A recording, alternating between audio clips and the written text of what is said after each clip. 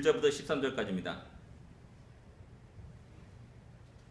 1절을 읽겠습니다. 또한 제자들에게 이르시되 어떤 부자에게 청지기가 있는데 그가 주인의 소유를 낭비한다는 말이 그 주인에게 들린지라. 주인이 그를 불러 이르되 내가 내게 대하여 들은 이 말이 어찌냐. 내가 너에게 청지기 지금으로 계속하지 못하리라.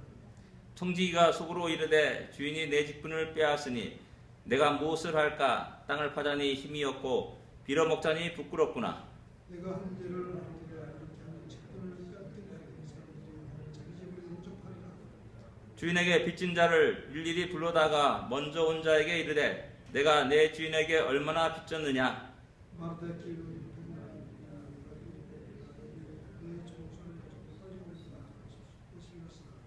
또 다른 이에게 이르되 너는 얼마나 빚졌느냐. 이르되 밀 100석이니이다. 이르되 여기 내 증서를 가지고 80이라 쓰라 하였느니라. 주인이 옳지 않은 청지기가 이를 시험에 칭찬하시니 이 시대의 아이들이 자기 시대에 있었으면 피치하여 더 지혜로우니 내가 너에게 말하노니 불의의 재물로 친구를 사기라. 그리하면 그 재물이 없어질 때 그들이 너희를 영주할 처소로 영접하리라. 지극히 작은 것이 충성이 되고 큰 것은 충성이 되고 지극히 작은 것은 불의한 자는 큰 것에도 불의하리라. 너희가 만일 불의한 재물에도 충성하지 아니하면 누가 참된 것으로 너에게 맡기겠느냐. 너희가 만일 남의 것에 충성하지 않으면 누가 너희의 것을 너희에게 주리라. 같이 읽겠습니다. 지파인이 두 주인을 섬길 수 없나니 혹 이를 미워하고 저를 사랑하거나 혹 이를 중히 여기고 저를 경히 여길 것임이냐. 너희는 하나님과 재물을 겸하여 섬길 수 없느니라. 아멘.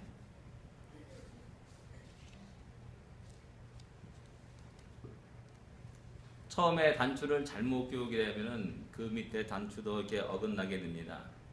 마찬가지로 성경을 잘못 해석하게 되면은 그 잘못된 해석 속에서 잘못된 적용을 하게 되죠. 그래서 굉장히 많은 폐해를 가져오는 것을 볼 수가 있습니다. 아마도 오늘 말씀을 참으로 당황스러운 말씀입니다. 이 말씀이 어떻게 될 것인가 라는 그런 생각을 하게 되고요. 또한 제 자신도 역시 오랜 동안 신앙생활하면서 늘 언제나 이 16장 대할 때마다 무엇인가 깨임직한 것, 시원하지 못한 것, 그런 것들을 경험하게 됩니다. 오늘 본문에 보면은 우리를 굉장히 당황스럽게 하는 것이 있습니다. 8절입니다. 여러분 다 같이 한번 읽어보겠습니다. 주인이 옳지 않은 청지기가 이를 지혜롭게 하였으므로 칭찬하였으니 이 시대의 아들들이 자기 시대에 있어서는 빛의 아들보다 더 지혜로움이라. 칭찬하였다 그래요. 불의한 일들을 칭찬하였다 그래요. 이게 대체 무슨 말인가? 잘못 오해하게 되면은 그럼 수단과 방법을 가지느냐고 살아가는 그런 모든 것에 대해서 칭찬하는 것인가 라는 그 생각을 하게 됩니다. 그러다 보면 이제 결국 우리 대한민국의 교회처럼 교회 안에서 온갖 부정과 부패가 일어나면서 살아가는 그런 모습도 우리가 볼 수가 있습니다. 두 번째는 불의의 재물로 친구를 사기라. 9절에 보면 불의의 재물로 친구를 사기라. 그리하면 재물이 없을 때 그들이 너희를 영주할 처소로 영접하리라 라는 말입니다. 이것도 참 이상한 말입니다. 알쏭달쏭한 말이 오늘 본문의 비유에서 나오고 있음을 알 수가 있습니다. 하나하나 한번 생각해 보기를 원합니다. 오늘 배경 비유는 어떤 청지기가 있었습니다. 근데 그 청지기는 성실하지 못한 청지기였습니다. 불의한 청지기였습니다. 주인의 재물을 낭비하였습니다. 어쩌면 살인자격을 채웠다 할 수가 있고요. 주인에게 큰 손해를 끼친 그런 사람이라 할 수가 있습니다. 이 소식이 주인의 귀에 들립니다. 그래서 그 청지기를 불러가지고 야 이제 너 그만둬야겠다 해가지고 이야기를 합니다. 그리고 너 모든 것을 세마라 라고 이렇게 이야기하죠. 이 말을 듣고 이제 청지기가 이제 실업자가 되는 겁니다. 덜컥 겁이 납니다. 그럼 어떻게 할까? 라는 머리를 굴리다가 너무나 좋은 생각을 하게 됐죠. 그래서 지금까지 주인에게 빚진 자들 다 불러 모읍니다. 그래서 야 너 얼마나 빚졌느냐? 그래가지고 얼마나 그러면 반을 콱 잘라주거나 뭐 한 20%, 30% 팍팍 담아주거나 해가지고 그들에게 다시 돌려줍니다. 그리고 그런 모습을 보면서 참으로 청지기가 참 지혜롭게 하는 것을 보고 주인이 칭찬했다라고 이렇게 말하고 있는 겁니다. 왜 주인이 칭찬했을까요?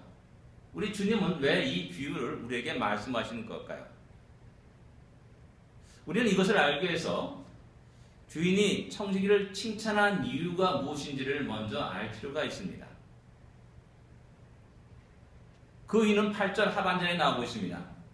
8절 하반절에 2세대의 아들들이 자기 시대에 있어서는 빛이 아들들보다 더 지혜로움이라 이렇게 말씀하고 있습니다. 그가 생각하고 살아가는 방법이 너무나 지혜롭다는 겁니다. 야, 어떻게 저런 생각을 할 수 있을까? 라는 그런 감탄도 있음을 알 수가 있습니다. 청지기와 또한 세상 사람이 살아가는 그 가지고 있는 지혜가 무엇입니까? 그것은 미래를 준비하는 지혜입니다. 지금 내가 어려움을 당합니다.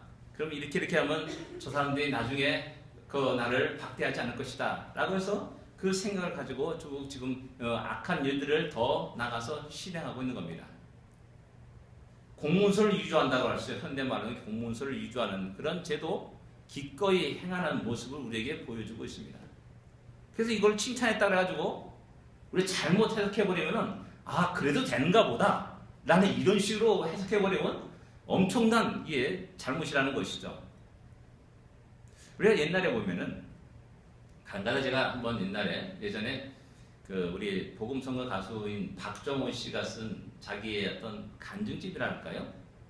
그걸 제가 읽고 제가 한번 분노한 적이 있습니다.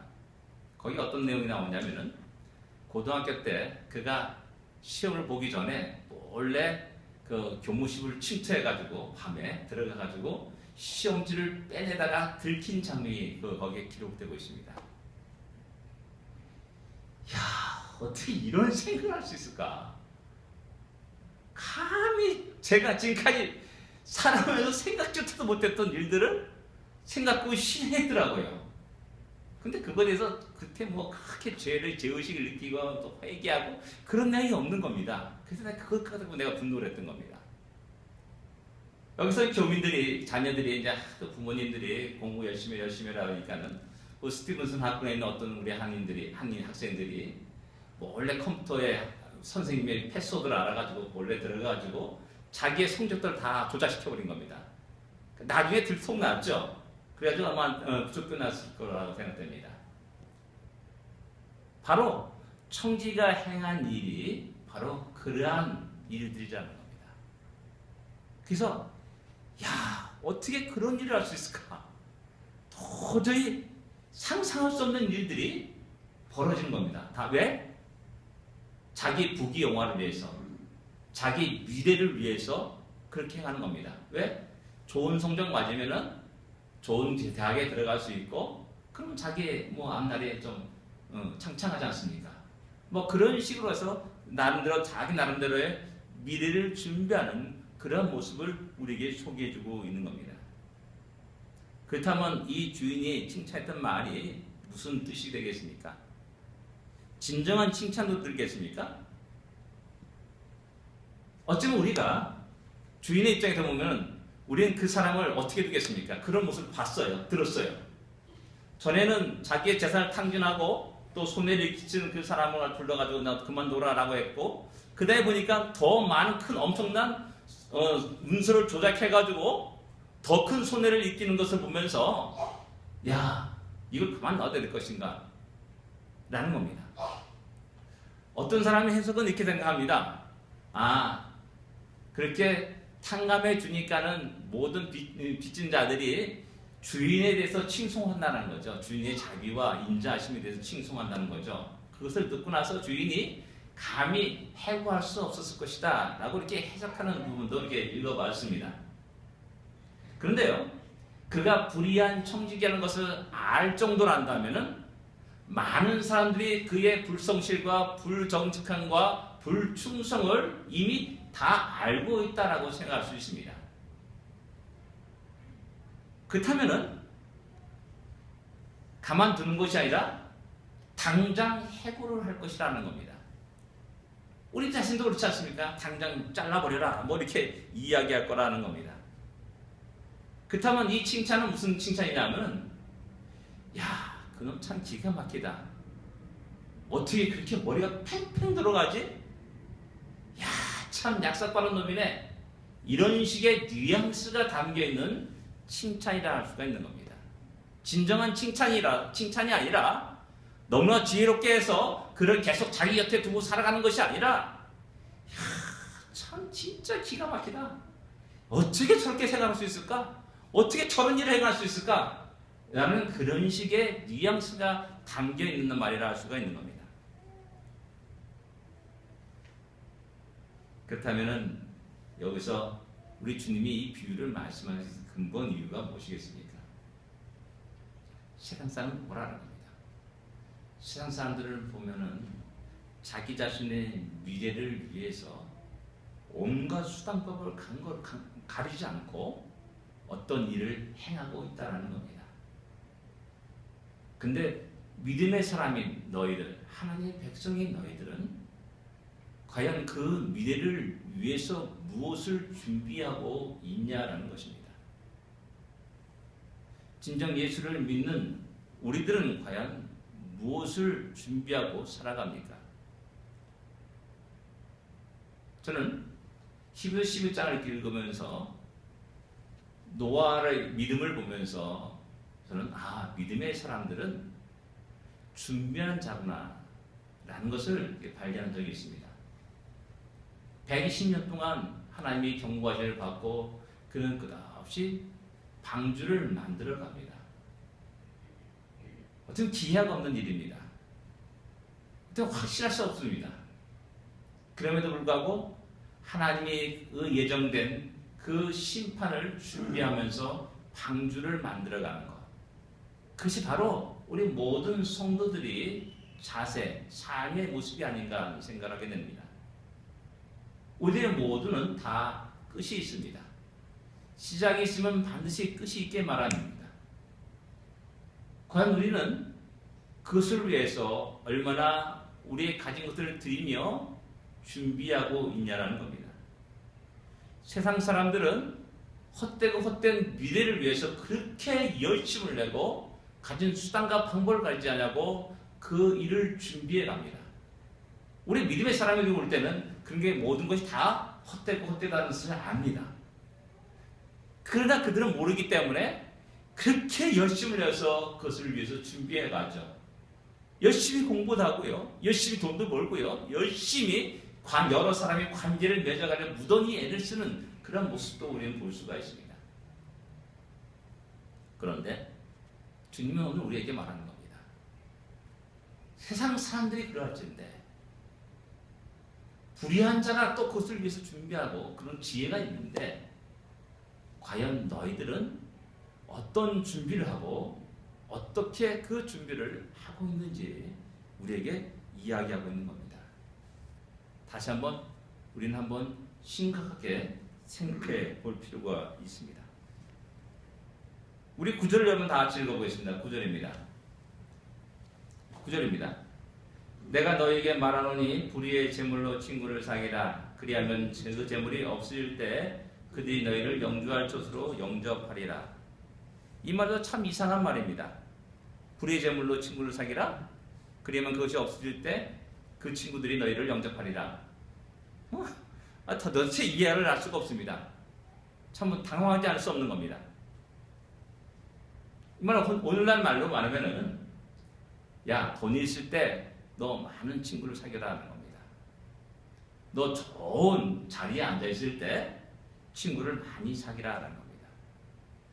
언젠간 너희가 좋은 자리가 이제 없어지고 네가 가진 돈들이 사될 것이다.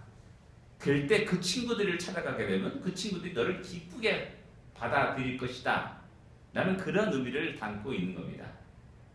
주님이 이렇게 말씀하신 겁니다. 근데 우리의 실제 우리의 삶의 현실에서는 이 주님의 말이 인정됩니까? 아멘으로 받아들입니까? 그렇지 않은 겁니다. 우리가 잘 알고 있지 않습니까? 정승의 개가 죽으면은 수많은 사람들이 몰려들어가지고 이야기하고 이거 어떻게 됩니까? 어떻게 합니까? 라고 말하지만은 정승이 죽으면은 찾아온 손님이 없다라는 겁니다. 이것이 우리들의 현실입니다. 어제 내가 돈을 가지고 살아갈 때는 많은 사람들이 아버지 이거 우리 가자 어디 놀러 가자 하면서 수많은 사람이 몰려 들어가지고 나를 칭찬하고 나를 띄워주고 또 같이 어울려 다니지만은 내가 사업에 실패했습니다. 쫄딱 망했습니다. 알거지가 됐습니다. 노숙자가 되었습니다. 그러면 여전히 나를 찾아올 사람이 과연 몇 명이나 되겠냐는 겁니다. 거의 없는 게 우리의 현실이 아닙니까? 근데 주님은 그렇게 이야기하고 있다는 겁니다. 그 주님이 우리의 인간의 교활함과 죄악성들을 몰라서 이렇게 말씀하시는 겁니까? 아니지 않습니까? 모든 것을 아시는 분이십니다. 우리의 교활함과 약삭빠름과 우리의 부족과 우리의 죄악성들을 다 알고 계시는 주님이 이렇게 말씀하실 때에는 무슨 의미가 있다는 겁니다. 이것이 참 어려운 겁니다. 저도 고민하다가 영어 성경을 쭉 읽다가 어떤 걸 봤냐면은 리빙 바이블을 접하게 된 겁니다. 리빙 바이블은 이것을 역설적으로 해석하고 있어요. 번역을 하고 있습니다. 그러니까 불의의 제물로 친구를 사귀라. 그리하면 그 제물이 없을 때 그들이 너희를 영접할 것인가? 이렇게 의문문으로 이렇게 질문을 던지고 있습니다. 두 가지 의문으로 질문을 던지고 있습니다. 불의한 제물로 우정을 살 수 있는가? 친구들이 영원한 천국에 들어가게 하겠는가? 나는 이런 식으로 질문을 던지고 있고요. 그 다음에 no라고 이렇게 대답을 합니다. 이것이 리빙 바이블, 제가 알고 있는 리빙 바이블의 번역입니다. 그건 뭐냐면 우리 주님은 이 비유를 통해서 역설을 이야기하고 있고 패러독스를 이야기하고 있는 겁니다. 이해하시겠습니까? 너희가 열심히 너희 지혜로 그래 땀 흘리며 친구 사귀어보고 돈도 벌어보고 지수 많이 쌓아보라. 그것이 너의 미래를 확고하게 분명하게 성공의 길로 인도할 것이냐? 노라는 겁니다. 우리가 세상에서 빡빡빡 속아나오는 것이 이 부분이 아니겠습니까? 절대 그렇지 않다는 겁니다. 사람들은 자신의 미래를 위해서 열심히 준비합니다. 친구도 사귀고 술도 함께 마시고 여행도 같이 갑니다. 또 함께 사업도 합니다. 자기의 짧은 인생을 다 바쳐가지고 미래를 위해서 최선을 다해서 준비합니다. 그러나 그 미래가 완전히 보장되어 있지 않다는 것에 우리 인간의 문제가 있는 겁니다. 그렇게 열심히 준비하는 그 사람들의 입에서 이만하면 충만하다, 충족하다 라는 말이 절대 나오고 있지 않다는 겁니다. 이건희 씨가 돈을 많이 번 사람입니다. 근데 그가 나 인생에 이제 미래를 위해서 다 준비되었다, 충만하다, 됐다 라고 말합니까? 절대 안 그렇습니다. 더 많이 벌려고 애를 쓰죠. 이것이 우리의 인생의 모습입니다.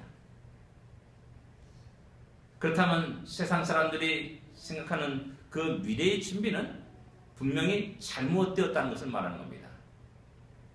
그런데 어리석은 믿음의 사람들이 세상 사람들이 살아가는 그 준비와 똑같은 삶의 모습으로 살려고 발버둥치는 것에 우리 신앙인의 문제가 있는 겁니다. 방향이 잘못되었습니다. 그럼에도 불구하고 우리 신앙인들이 똑같은 방향으로 질주하고 있다는 것에 우리들의 문제가 있는 겁니다. 거기에 하나님이 주신 인생을 낭비합니다. 하나님이 주신 재능을 낭비합니다.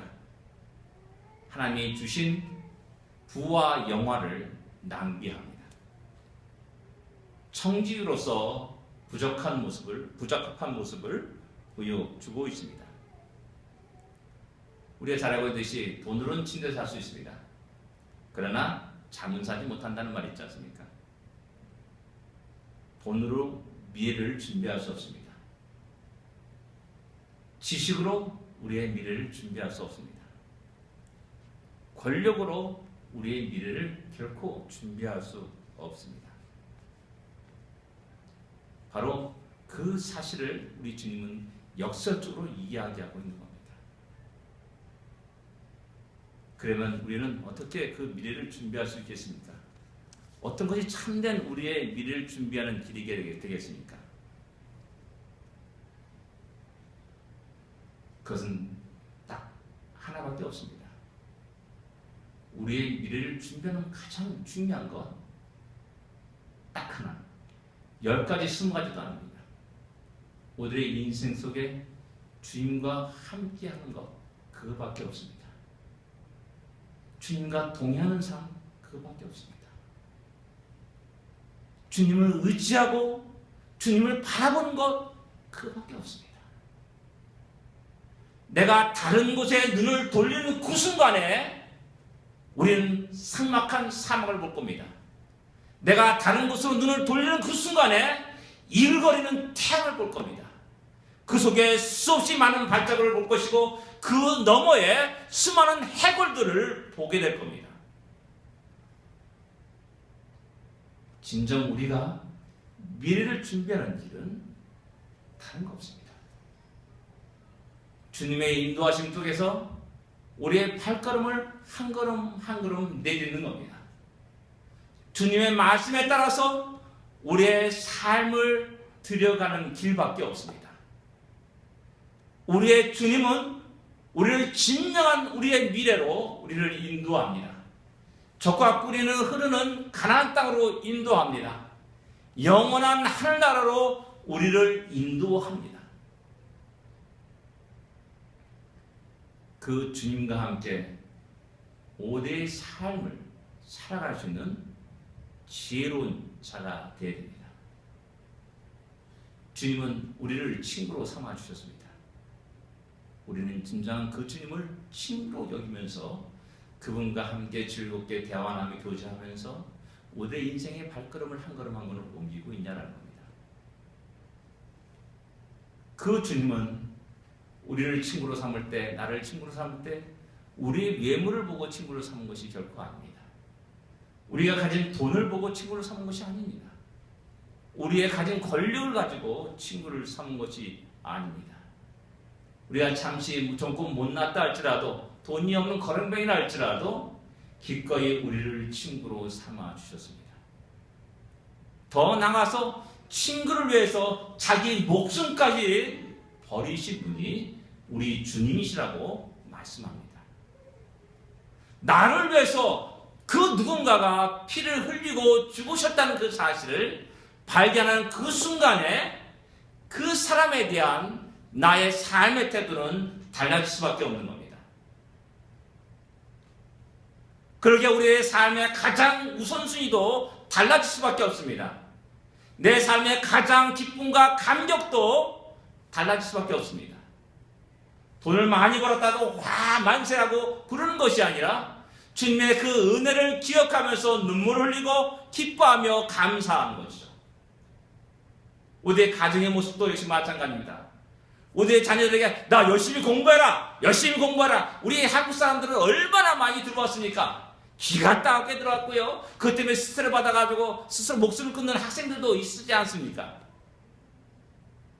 과연 신앙인의 말이 그래야 되겠습니까? 그건 다 세상 사람이 가는 길입니다. 세상 사람이 택한 길입니다. 세상 사람이 자기 잘못된 생각 속에서 착각 속에서 미래를 준비한다고 생각하는 겁니다. 그 무엇보다도 먼저 주의 말씀을 읽어라, 기도하라, 하나님을 의지하라, 하나님을 섬기는 자가 되어라 라고 기가 따갑게 그들의 말의 삶 속에 말해야 됩니다. 그리고 우리 자신의 삶도 역시 그러한 삶의 모습을 보여주어야 되고 드러내줘야 됩니다. 그것이 바로 바른 미래를 준비하는 모습입니다. 그렇지 않으면 우리는 생명의 길이라고 착각하고 갔는데 거기에 죽음의 길을 맛보게 될 것이고, 생명의 길이라고 막 달려갔는데 수없이 많은 해골들을 보게 될 겁니다. 우리의 자녀들에게, 우리 자신들에게 바른 미래를 준비할 수 있어야 됩니다. 그리고 이어서 말합니다. 10절에 지극히 작은 일에 충성된 자는 큰 것에도 충성되고 지극히 작은 것에 불의한 자는 큰 것에도 불의하니라. 너희가 만일 불의한 재물에도 충성하지 못하면 아니하면 누가 참된 것으로 너에게 맡기겠느냐라고 말씀합니다. 여기 기록된 그 청지기가 작은 것에 충성하지 못한 불의한 청지기였음을 말씀하고 있는 겁니다. 작은 일에 불의한 자가 결국 큰 것도 불의할 수밖에 없기에 어떤 누구도 그에게 더 큰 것으로 맡기지 않는다라는 겁니다. 결국 이 청지기는 분명한 것은 주인에 의해서 해고당했을 것이라는 사실입니다. 사랑하는 성도 여러분, 하나님 우리에게 작은 인생을 맡기신 겁니다. 우리에게 가정을 맡기셨고 우리에게 지금 아무것도 아닌 것 같은데 작은 한 영혼들을 맡기신 겁니다. 어쩌면 작은 일이라 생각할 수 있습니다. 이게 하나님의 나이 이 정도밖에 안 됐습니다 라고 생각할 수 있습니다. 그러나 하나님 우리에게 맡기시던 그 사실 앞에서 우리는 그것을 귀하게 무겁게 가장 소중하게 다룰 수 있어야 됩니다. 한 영혼도 역시 마찬가지입니다. 우리에게 주어진 시간들 헛되이 낭비해서는 결코 안 됩니다. 우리에게 주어진 재능들도 우리에게 주어진 작은 권리와 또한 권세들도 헛되이 사용해서는 안 될 것입니다. 그 모든 것을 통하여서 하나님께 영광을 돌 수 있는 지혜로운 자가 되어야 됩니다. 예수님 이어서 집에 주인 하인이 두 주인을 섬길 수 없다라고 말씀합니다. 하인이 충성되지 못한 생활의 근본 원인은 두 주인을 섬기는 것입니다. 불의한 청지가 그리했습니다. 하인은 오직 주인을 섬기며 그 주인을 기쁘시게 하며 주인의 뜻과 명령에 따라서 행동한 것입니다. 그러나 청지기는 주인의 뜻과 명령이 아닌 자기의 사사로운 이익을 따라 살아갑니다. 여러분, 우리의 생애 속에서 우리 자신의 이익만을 추구하면서 살아가는 그 인생은 하나님이 불의한 청지기라고 지정할 겁니다. 청지기는 자신의 미래를 위해 친구를 만들 생각을 하면서 살아갑니다. 그러나 주인을 기쁘시게 하는 것에 대한 생각은 하지 않았습니다. 자신의 행복을 위해서 자기의 권한을 잘 사용했습니다. 그러나 주인의 뜻에 합당한 일을 충성되게 행하는 그 일에 대해서 소홀히 했습니다. 이것과 한번 우리의 하나님 앞에서 우리의 삶의 모습과 한번 비교해 보아야 됩니다. 우리는 과연 얼마나 우리의 인생 속에서 우리를 만드시고 우리에게 맡기신 그 일들을 성실히 하나님 뜻에 맞게 하나님이 기쁘시게 하는 일에 사용하고 있냐라는 겁니다. 얼마나 우리는 우리 주인이신 하나님께 인정받으려고 합니까? 우리의 삶의 인생 속에서 우리 하나님께 하나님을 고려하고 하나님의 말씀을 의식하면서 하나님의 뜻을 생각하고 살아갑니까? 이것이 우리 신앙인의 문제가 아니겠습니까? 집에 하인이 두 주인을 섬길 수 없다는 말씀은 다른 말로 말하면은 하인은 결코 두 주인을 섬길 수 없다는 말이기도 합니다. 그럼에도 불구하고 어리석은 자들은 계속해서 끝없이 두 주인을 섬기려고 애를 쓰며 살아갑니다. 그렇기 때문에 주인에게 충성하지 못합니다. 하나님 만물의 주인이십니다. 그러나 어리석은 신앙인들은 사탄도 세상의 주관자인 양 생각하면서 그의 말에 더욱 귀를 기울이고 살아갑니다. 세상에서 경배될 분은 오직 하나님 한 분뿐입니다. 그러나 어리석은 인간은 세상에는 신이 많다라고 생각하면서 돌과 부처와 또한 산에 경배를 하면서 살아갑니다. 세상에는 두려워할 분이 오직 하나님 한 분밖에 없습니다. 그러나 우리는 세상의 역사를 두려워합니다. 돈 가진 자를 두려워합니다. 권력 있는 자를 두려워합니다. 그래서 세상에 무릎을 꿇고 권력자 앞에 무릎을 꿇습니다. 이 모든 것이 두 주인을 섬기는 일입니다. 이런 사람은 결코 하나님 앞에 충성되이 살 수 없는 것입니다. 불의한 청지기의 모습이 바로 우리에게 그 모습을 우리에게 분명히 이야기하고 있습니다. 이 땅의 나그네 세계를 살아가는 우리 모든 신앙인들은 바르게 올바른 미래를 준비하는 지혜로운 성도가 되어야 됩니다. 오직 주님만을 바라보면서 주님과 함께 동행하는 주님의 인도하심을 따라 살아가는 주의 백성이 되어야 합니다. 기도하겠습니다.